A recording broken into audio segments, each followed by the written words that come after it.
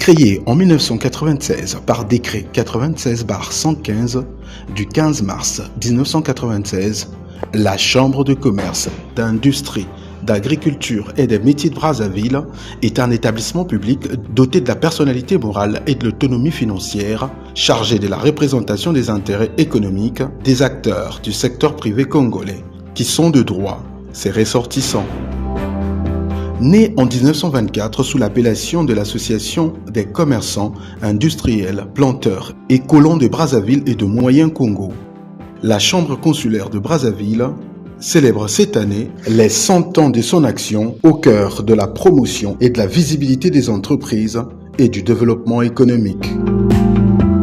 La loi dit ceci, la Chambre de commerce est l'interface, le pont entre le secteur public et le secteur privé. Donc voilà ce pont. Quand le secteur public veut s'adresser au secteur privé, il passe par la Chambre de commerce, qui, elle, coordonne l'ensemble des acteurs du secteur privé. Bon, il y a des abus de langage, parce que nous suivons tous la télévision. Je vois le président du Congo qui passe, il dit qu'il parle au nom du secteur privé. Si je suis journaliste, je l'arrête. Je dis, vous devez parler au nom de Unicongo et de vos adhérents. Vous n'avez pas autorité pour parler au nom du secteur privé. Dans sa mission de défense d'intérêts économiques des acteurs du secteur privé, la CICIAMB informe les pouvoirs publics des besoins du secteur privé et contribue à l'élaboration et à la mise en œuvre de la politique économique du pays. C'est ainsi que face à l'augmentation du prix du super à la pompe annoncée par le gouvernement en juillet 2023, la CICIAMB, par la voix de son président, M. Paul Obambi, a proposé au gouvernement quelques mesures compensatoires devant pallier l'impact de cette décision sur les entreprises. D'une importante communication avec Monsieur le Premier ministre, chef du gouvernement et de l'ensemble du secteur privé.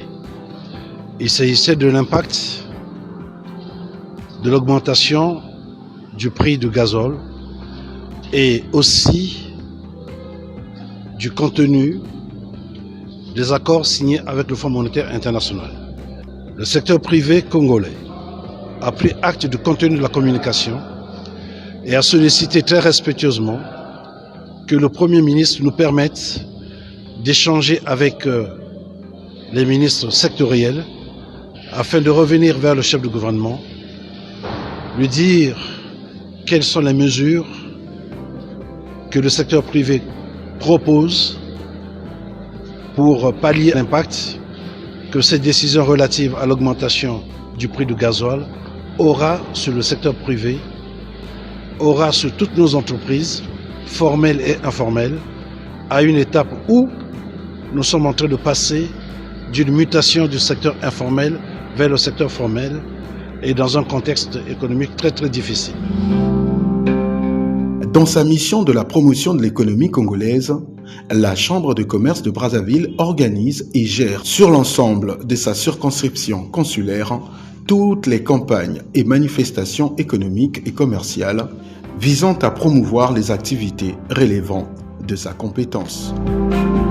Elle favorise également les actions destinées à améliorer l'offre des produits, des services locaux et le développement des échanges internationaux. En 2023, Paul Obambi a conduit une délégation de la Chambre de commerce de Brazzaville en Nantes, Montpellier et puis Avignon, justement en quête de nouveaux débouchés pour les entreprises congolaises. Pour le président de la Chambre de commerce, il s'agit de multiplier des passerelles entre la coopération et le développement du secteur privé congolais. Merci à la délégation congolaise d'être venue nous voir. L'idée, c'est de pouvoir travailler dans le temps au développement de relations dans la durée, de pouvoir maintenant travailler à un projet concret, parce que l'idée, ça va être effectivement qu'on puisse se mettre autour d'une table et travailler sur un projet le plus concret possible, aller chercher les financements et engager un projet de coopération. Dans sa mission de formation, la Chambre de commerce de Brazzaville met en place des structures pour la formation théorique des apprentis, des structures des perfectionnements professionnels pour les métiers techniques et commerciaux et définit le code de conduite pour les différents métiers.